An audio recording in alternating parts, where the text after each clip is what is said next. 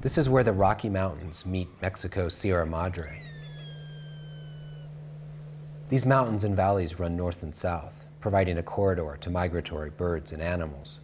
It's also a corridor for drug smugglers. But that's not what Valer Austin is concerned about. I used to be an artist when I lived in New York City, and I really appreciate beauty and nature. And I thought, well, you know, we can do without another museum, we can do without another artist. I hate to say it, we can do without all of these things, they're lovely.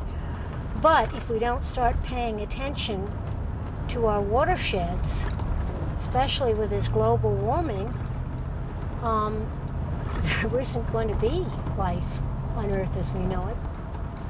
Austin and her husband Joe own huge amounts of ranch land on both sides of the border here.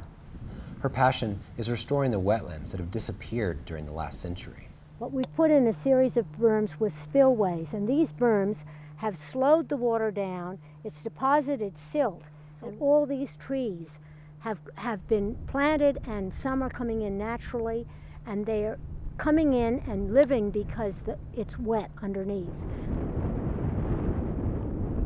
In the last year, however, there has been a more abrupt change in this landscape.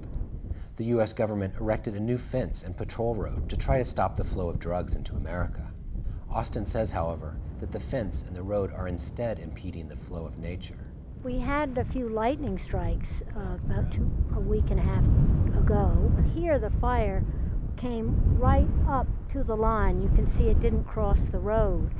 Fire is a natural process that happens. They come through with the winds before the dry season. Lightning strikes, the fire goes through the grasslands, and then the rains come and the grasses green up. So it's a disturbance that's part of the natural process. And it's unfortunate that this road will stop that natural process. But more than anything else, she's concerned about what will happen when the rainy season begins next month. If you look on the American side, you will see there's a gabion there, and what they're trying to do in the refuge is build up the stream bed. And we're doing the same thing down in Mexico. We're building up the stream bed, and what this road does, it's cutting down in, and it's counterproductive to what we're trying to do.